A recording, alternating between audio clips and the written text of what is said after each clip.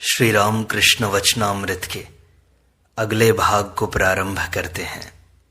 श्री राम कृष्ण भक्तों से कहते हैं कि जो लोग संसार में धर्म की रट लगाते हैं, वे लोग एक बार अगर ईश्वर का आनंद पा जाएं तो उन्हें कुछ भी नहीं सुहाता। कार्यों के लिए जो दृढ़ता होती है वो भी घट जाती है। क्रमशः आनंद जितना बढ़ता जाता है उतना ही वे काम करने से थक जाते हैं, केवल उस आनंद की ही खोज में रहते हैं। कहाँ ईश्वर आनंद और कहाँ विषय आनंद और रमण आनंद।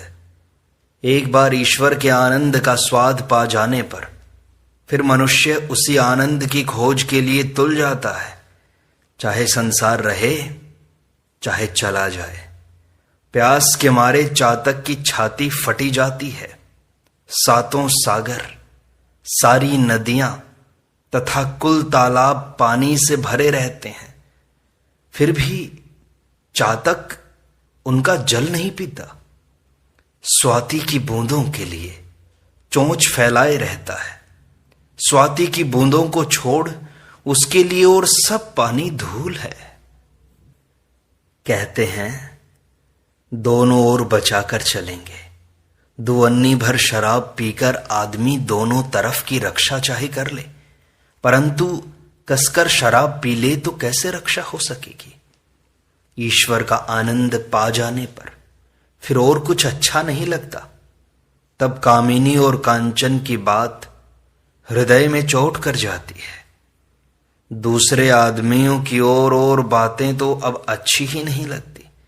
जब ईश्वर के लिए मनुष्य पागल होता है तब रुपया पैसा कुछ अच्छा नहीं लगता। भक्त कहता है, महाराज संसार में रहना है तो धन का भी तो संचय चाहिए ना। दान ध्यान इत्यादि संसार में लगे ही रहते हैं।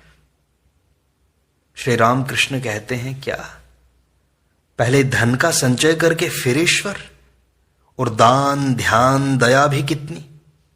अपनी लड़की के विवाह में हजारों रुपयों का खर्चा और पड़ोसी भूख से मरता है, उसे मुट्ठी भर अन्न देते कलेजा चिर जाता है। संसारी मनुष्य दान भी बड़े हिसाब से करते हैं। लोग खाने को नहीं पाते तो क्या हुआ, मरे या बचें, मैं और मेरे घर वाले बस अच्छे रहें, बस इतना ही। सब जीवों पर दया, उनका जवानी जमा खर्च है बस। भक्त कहते हैं, संसार में अच्छे आदमी भी तो है महाराज। पुंडरीक विद्यानिधि चैतन्य देव के शिष्य थे, ये संसार में ही तो थे। श्री राम कृष्ण कहते हैं, उसके गले तक शराब आ गई थी। अगर थोड़ी सी और पीली होती तो फिर संसार में नहीं रह सकता था। शराब जानते हो कौन सी? ईश्वर आनंद की शराब। फिर भक्त चुप हो गए। थोड़ी देर बाद श्री राम कृष्ण कहते हैं, संसार में धर्म होता है, परंतु ज्ञान लाभ के पश्चात संसार में रहना चाहिए। ईश्वर को प्राप्त करके तब संसार में रहना चाहिए। तब कलंक के समुद्र में तैरते रहने पर भी कलंक देह में नहीं छू जाता। फिर वह कीच के भीतर रहने वाली मछली की तरह रह सकता है। ईश्वर लाभ के बाद जो संसार है वह विद्या का संसार है। उसमें कामिनी और कांचन का स्थान नहीं है, केवल भक्ति, भक्त और भगवान। मेरी भी स्त्री है, घर में लोटा थाली भी है, घुरू और लुच्छू को भोजन भी दे दिया जाता है। और फिर जब भी हाबी की मां और ये लोग आते हैं तब इन लोगों के लिए भी सोचता हूं, तो इस तरह से जीवन यापन करता हूं। फिर थोड़ी देर बाद अवतार की बात चलने लगी। तब श्री राम कृष्ण कहते हैं, अनंत को लेकर क्यों माथापच्ची कर रहे हो? तुम्हें छूने के लिए या तुम्हारे कुल शरीर को छूना होगा? अगर गंगा स्नान करना है तो क्या हरिद्वार से गंगा सागर तक गंगा को छू जाना चाहिए? मैं मरा कि जंजाल दूर हुआ। जब तक मैं है तभी तक भेद बुद्धि रहती है। मैं के जाने पर क्या रहता है यह कोई नहीं कह सकता। मुख से यह बात नहीं कही जा सकती। जो कुछ है बस वही है। तब कुछ प्रकाश यहां हुआ है और बचा कुचा वहां। यह कुछ मुख से नहीं कहा जाता। सच्चिदानंद सागर है, उसके भीतर मैं रूपी घट है। जब तक घट है तब तक पानी के दो भाग हो रहे हैं। एक भाग घट के भीतर है, एक बाहर है। घट फूट जाने पर एक ही पानी हो जाता है। यह भी नहीं कहा जा सकता, कहे कौन। फिर श्री राम कृष्ण भक्त से कहते हैं कि तुम तो यहां आनंद में हो ना अभी।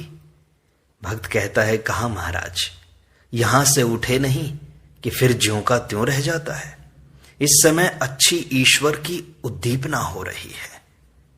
श्री राम कृष्ण कहते हैं, जूते पहने रहो तो कांटों के वन में कोई भय नहीं रहता।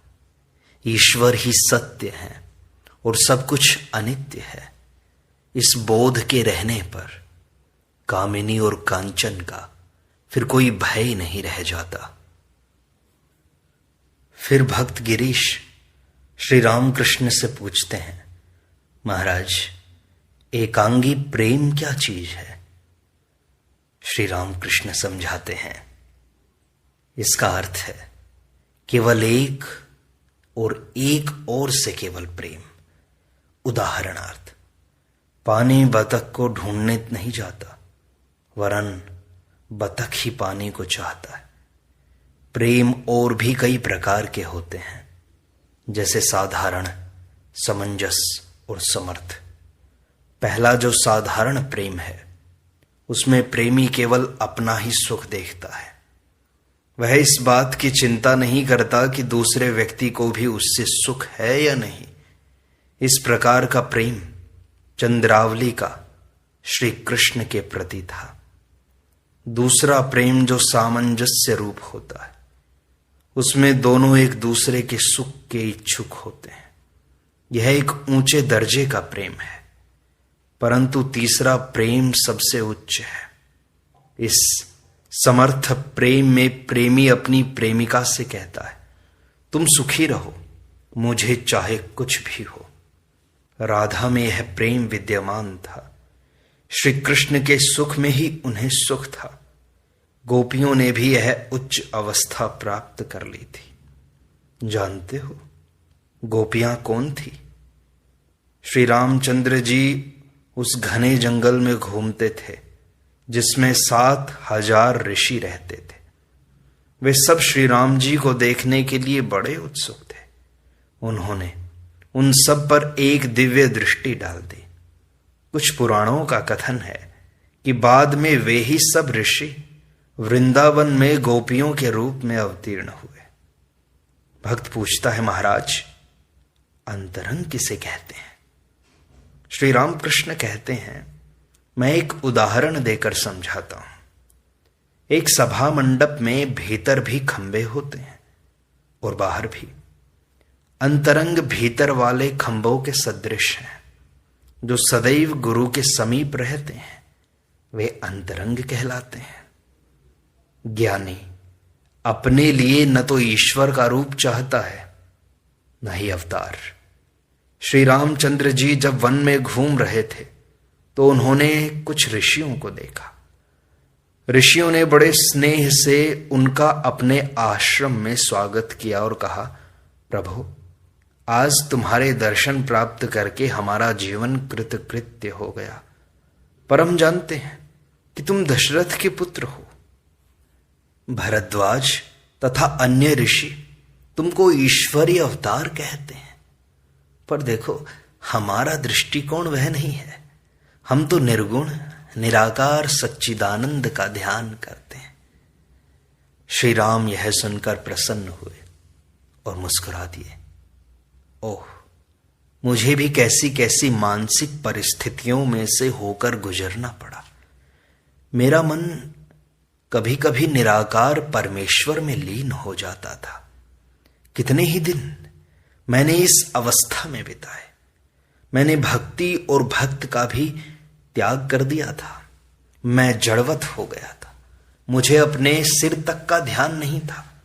मैं मरणासन्न हो गया था। तब तो मैंने रामलाल के चाची को अपने पास रखने का सोचा था। मैंने अपने कमरे से सभी चित्रों को हटाने के लिए कह दिया। जब मुझे बाह्य ज्ञान प्राप्त हुआ तब मेरा मन उस अवस्था से उतरकर साधारण अवस्था पर आ गया। तो मुझे ऐसा अनुभव हुआ कि मानो एक डूबते हुए मनुष्य के समान मेरा दम घुट रहा हो। अंत में मैंने अपने मन से कहा, मैं तो लोगों का अपने पास रहना भी नहीं सह सकता हूं, फिर मैं जीवित कैसे रहूंगा भला। तब मेरा मन एक बार फिर भक्ति और भक्त की ओर झुक गया। मैं लोगों को यही लगातार पूछता था कि मुझे क्या हो गया है। भोलानाथ ने मुझसे कहा, आपकी इस मानसिक स्थिति का वर्णन महाभारत में है। समाधि अवस्था से उतरने के बाद फिर भला मनुष्य कैसे रह सकता है। निश्चय ही उसे ईश्वर भक्ति की आवश्यकता होती है तथा ईश्वर भक्तों का संग, नहीं तो वह अपना मन किस बात में लगाएगा।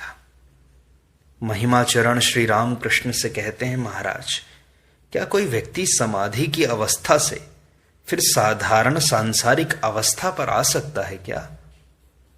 श्री राम कृष्ण महिमाचरण से धीरे से कहते हैं, मैं तुम्हें एकांत में समझाऊंगा। केवल तुम ही इस योग्य हो कि तुमसे कहा जाए। कुंवर सिंह ने भी मुझसे यही प्रश्न किया था। तुम जानते हो कि जीव और ईश्वर में बड़ा अंतर है। उपासना और तपस्या द्वारा जीव अधिक से अधिक समाधि अवस्था प्राप्त कर सकता है, पर फिर वह उस अवस्था से वापस नहीं आ सकता। परंतु जो ईश्वर का अवतार होता है वह समाधि अवस्था से नीचे उतर भी सकता है। उदाहरणार्थ, जीव उसी प्रकार का है जैसे किसी राजा के यहां एक अफसर। वह राजा के 7 मंजिला महल में अधिक से अधिक बाहर के दरबार तक जा सकता है, परंतु राजा के लड़के की पहुंच 7 मंजिलों तक होती है और वह बाहर भी जा सकता है। यह बात प्रत्येक आदमी कहता है कि समाधि की अवस्था से फिर कोई लौट नहीं सकता। अगर ऐसी बात है तो शंकर तथा रामानुज जैसे महात्माओं के बारे में तुम कहोगे क्या? उन्होंने विद्या का मैं रख लिया था। महिमाचरण कहते हैं, हाँ यह बात सचमुच ठीक है, नहीं तो वे इतने बड़े ग्रंथ कैसे लिख सकते थे। श्री राम कृष्ण कहते हैं, और देखो प्रहलाद, नारद तथा हनुमान जैसे ऋषियों के उदाहरण भी हैं। उन्होंने भी समाधि प्राप्त कर लेने के बाद भक्ति रखी थी। महिमाचरण कहते हैं, हाँ महाराज ये बात भी ठीक है। श्री राम कृष्ण कहते हैं, बहुत से लोग ऐसे होते हैं कि वे दार्शनिक वाद विवाद में ही पड़े रहते हैं और अपने को बहुत बड़ा समझते हैं। शायद वे थोड़ा बहुत वेदांत भी जान लेते हैं, परंतु यदि किसी मनुष्य में सच्चा ज्ञान है तो उसमें अहंकार नहीं हो सकता। अर्थात समाधि अवस्था में यदि मनुष्य ईश्वर से एक रूप हो जाए तो उसमें अहंकार नहीं रह जाता। समाधि के बिना सच्चा ज्ञान असंभव है। समाधि में मनुष्य ईश्वर से एक हो जाता है, फिर उसमें अहंकार नहीं रह जाता। जानते हो यह किस प्रकार से होता है? देखो, जैसे दोपहर को सूरज बिल्कुल ठीक सिर पर होता है, उस समय यदि तुम अपने चारों ओर देखो तो तुम्हें अपनी परछाई नहीं दिखाई देगी। इसी प्रकार तुम में ज्ञान अथवा समाधि प्राप्त कर लेने के बाद अहंकार की परछाई नहीं रह जाती। परंतु यदि तुम किसी में सत्य ज्ञान प्राप्ति के बाद भी अहंकार का भास देखो तो समझ लो कि या तो यह विद्या का मैं है, अथवा भक्ति का मैं, अथवा दास मैं, वह अविद्या का मैं नहीं होता। फिर यह भी समझ लो कि ज्ञान और भक्ति दोनों समानांतर मार्ग हैं। इनमें से तुम किसी का भी अनुसरण करो, अंत में पहुंचोगे ईश्वर पर ही। ज्ञानी ईश्वर को एक दृष्टि से देखता है और भक्त दूसरी से। ज्ञानी का ईश्वर तेजोमय है और भक्त का ईश्वर रसमय है। भवनाथ श्री राम कृष्ण के पास ही बैठे ये सब बातें सुन रहे थे। भवनाथ श्री राम कृष्ण से कहते हैं, महाराज क्या मैं एक प्रश्न पूछूं आपसे? चंडी को मैं ठीक से नहीं समझ सका। उसमें ऐसा लिखा है कि जगदम्बा सब जीवों का संहार करती है, इसका क्या अर्थ है महाराज? श्री रामकृष्ण कहते हैं, यह सब उनकी लीला है। यह विचार मेरे मन में भी आया करता था, पर बाद में मैं समझ गया कि यह सब माया है। उत्पत्ति और संहार ईश्वर की माया है। फिर अगले दिन हाजरा महाशय से अहंकार की बात होने लगी। किसी कारण से दक्षिणेश्वर के काली मंदिर से हाजरा को चले जाना पड़ा था।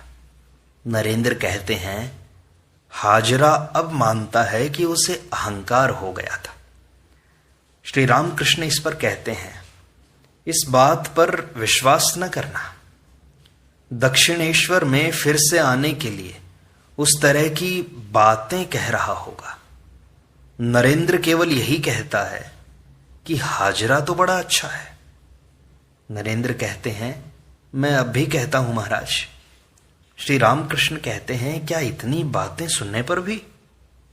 नरेंद्र कहते हैं, दोष उसमें कुछ ही है, परंतु गुण उसमें बहुत से हैं।